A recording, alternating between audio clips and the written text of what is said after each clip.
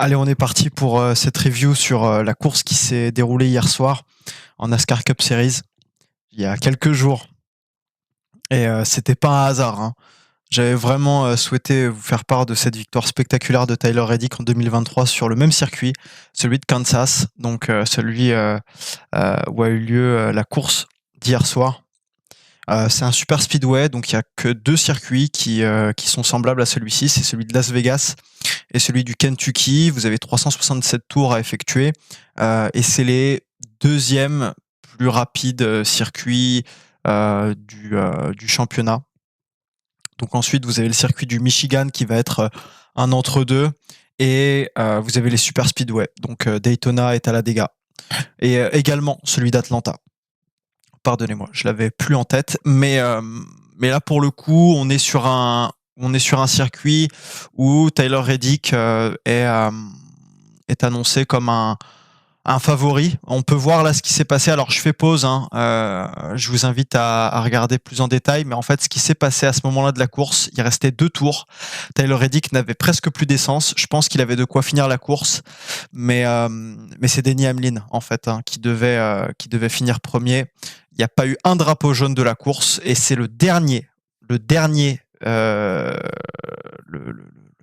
vraiment la dernière personne au classement sur cette course. Voilà, la dernière position, elle est occupée par Cody Ware. Il se crache juste avant, un tour avant le drapeau blanc. Donc à partir du drapeau blanc, ça y est, on continue à run, quoi qu'il se passe sur le circuit. Donc là, drapeau jaune, parce qu'il y a des débris sur le circuit. Donc ce qui se passe là, c'est que les voitures vont rentrer au stand. Michael Jordan était assez content, hein, parce que c'est ces voitures, hein, qui sont vraiment en tête, hein. On remarque Bubba Wallace à la 5e place. Et plus globalement, quand vous regardez le top 10, et ça en dit long, hein, sur le championnat, vous avez Denny Hamlin, qui est avec une Toyota des Gibbs. Tyler Reddick et Bubba Wallace appartiennent aux écuries de Michael Jordan, mais en termes de savoir-faire automobile, sur leur voiture de course, eh bien, ils dépendent finalement des écuries de la Gibbs. Donc vous avez également chez Gibbs Christopher Bell, et également Ty Gibbs, le petit-fils de Joe Gibbs, à qui appartient l'écurie. Donc on peut voir que voilà, les Toy étaient extrêmement fortes sur ce circuit, et vous avez Brad Keselowski qui tient le pavé, en tout cas pour Ford, avec l'écurie qu'il a racheté en partie. Donc il est devenu associé patron chez RFK, donc Roush Fenway Keselowski dorénavant, alors qu'avant c'était simplement Roush Fenway. Et il a également son pilote Chris Buescher, qui est à la 10e place. Donc vous avez les Ford ici qui ont fait une jolie course. Très content pour Brad parce que c'est un vétéran et il avait gagné Darlington en 2024, donc il y a 2 ans maintenant, un petit peu avant les playoffs, et franchement il fait une bonne saison. Il est devenu associé patron, donc il a beaucoup moins le temps de se consacrer finalement à la course, parce que il a vraiment un périmètre de responsabilité qui est très élevé. Donc vraiment grosse force à Brad Keselowski qui confirme encore une fois que voilà, c'est encore un shérif sur les circuits, sur le championnat. Et puis vous avez Kyle Larson en 3e position. Vous allez voir Larson, franchement, on aurait pu penser qu'il allait gagner la course. Je vais la lancer juste après ces éléments de contexte. Carson Osvar, hein, qui fait encore une belle saison pour les Chevys. Et puis vous avez Chase Elliott qui appartient à la même écurie que Kyle Larson. Voilà, les Hendrick Motorsport. Donc voilà, au niveau du top 10. Donc là, drapeau jaune, les voitures vont rentrer au stand, gros pit stop.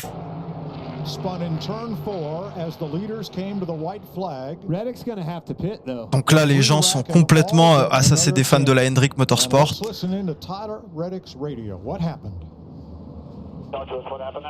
Quand même, logo Michael Jordan sur la caisse, hein, Tyler Reddick, hein, c'est quand même quelqu'un. Logo Jordan sur la caisse. Franchement, les Toyota là, les Camry sont juste trop fortes. Donc là, c'est les pit stops. Brad, toujours solide. Hein. Moi, Brad Keselowski, c'est mon pilote favori. Donc là, c'est parti. Après les pit stops, Hamlin est en tête. Kyle Larson, il arrive à se faufiler. Hard bottom. Quasiment 4 sur la ligne. Ah, petite erreur quand même de Reddick. Christopher Bell qui respecte personne. Hamlin va se relever. Incroyable. Larson est tellement devant. Il reste 2 tours seulement. Là, il reste 1 tour et demi. Il reste 1 tour, dernier tour. Regardez comment Tyler Reddick est loin derrière. Et vous avez la Gibbs de Chase Briscoe également, hein, la 19, hein, qui est de retour. Hein. Donc en fait, les Gibbs ont dominé complètement la course avec les Toy. Là, vous avez Reddick qui va pousser hard bottom. Larson ne prend pas la bonne décision. Il prend pas suffisamment de risques. Il aurait dû aller à l'extérieur complètement. Et c'est Reddick qui va encore remporter la course. Ouais, qui va encore remporter la course. C'est le favori, hein, franchement, de cette saison. Il est incroyable. Et encore une victoire de plus pour les écuries de Michael Jordan. Incroyable. Incroyable. Grosse force à Tyler Reddick. Ça y est, on n'est plus sur les cris de victoire. Ça y est, il commence à s'habituer à la victoire. Non, franchement, je suis content pour lui. C'est un pilote exceptionnel. Il a su capitaliser sur son agressivité vers un petit peu plus de sagesse, un petit peu plus de contrôle sur les tracks. Grosse force à Tyler Reddick. Spectaculaire en tout cas, je pense que c'est le favori de cette saison. Il n'y a pas de débat à ce niveau-là. Et franchement, ça me fait plaisir qu'il regagne Kansas parce qu'il y a quelques jours, j'avais justement publié la vidéo qui démontre son talent hein, en 2023, qui démontrait son talent déjà de 2023. Michael Jordan, ouais, très fier de lui. Et c'est Michael Jordan qui se fait interviewer avant le pilote qui gagne, hein, quand même.